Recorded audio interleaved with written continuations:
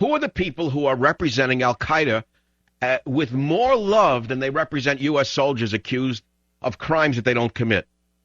And I looked into it, and you're not going to believe what I found out. Tony West, now working for Obama inside the Justice Department's legal division, civil division. This Tony West was once part of the legal team that represented John Walker Lynn, the so-called American Taliban, affectionately known as Rat Boy on the Savage Nation. So a far-left radical law firm from San Francisco has now put one of their lawyers inside the Justice Department, and they're representing Al-Qaeda.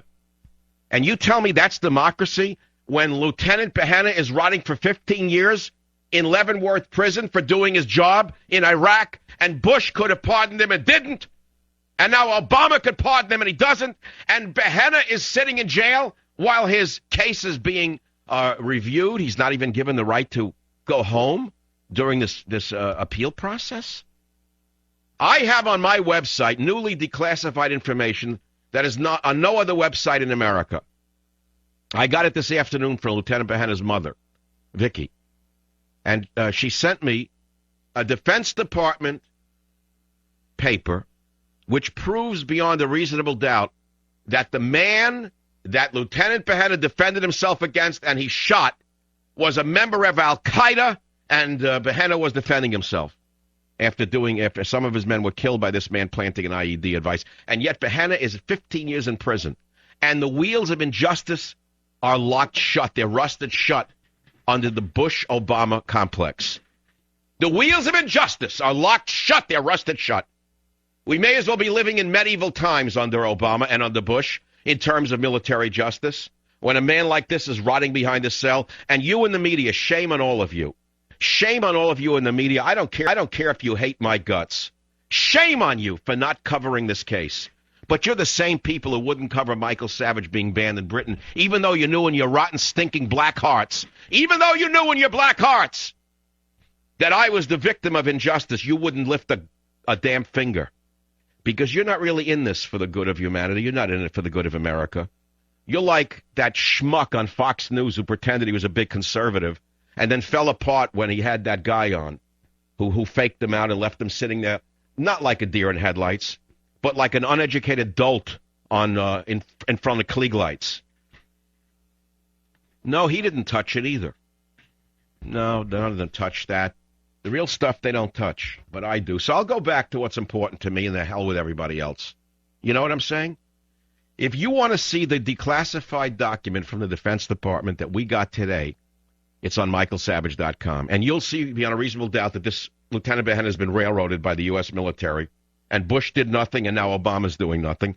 And I'm asking you to please email the head of the Army, McHugh, ask him to let Behenna out while his case is being appealed. What threat does this man serve?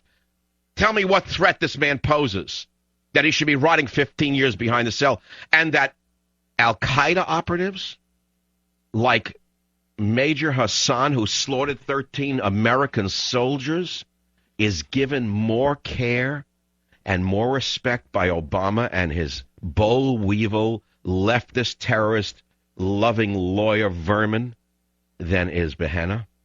The lawyers under Obama are circling around Major Hassan to try to get him off the hook. Hassan killed 13 in cold blood and wounded over 30, and they're lapping up his toenails. But Behenna, they don't touch.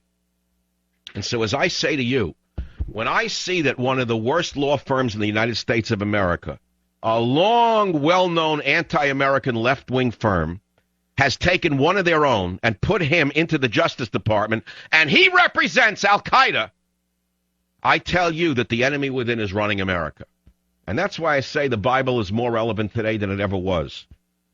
Because you look in the Bible, you say, what is this? Written by a bunch of, I've heard every joke in the sun written about the ancient Israelites. Just old olive growers who had hallucinations in the desert. Well, if they only had a little more niacin, they wouldn't have had these hallucinations. Listen, I've read all this crap from all of the cynics. But when you read lines like, as for my people, babe is their master and women rule over them, I say, holy God, they were talking about Obama and Nancy Pelosi. That's why I say I think the Bible is still relevant to our daily lives. Now, don't get me wrong. I'm no holy roller. I don't even go to a house of worship myself. I don't know. I'm very uncomfortable around houses of worship. I don't know what it is. Maybe it's the herd or the fly. I don't know what it is. It's me. You go. Good luck to you. God bless you. I think it's beautiful. I think houses of worship can be beautiful. But I think that the ultimate house of worship is inside your own soul. And as a very wise man who I never met said to me through the ages, he said, your back to a tree is the only temple you'll ever need. As long as you know God. I'll be right back. Savvy.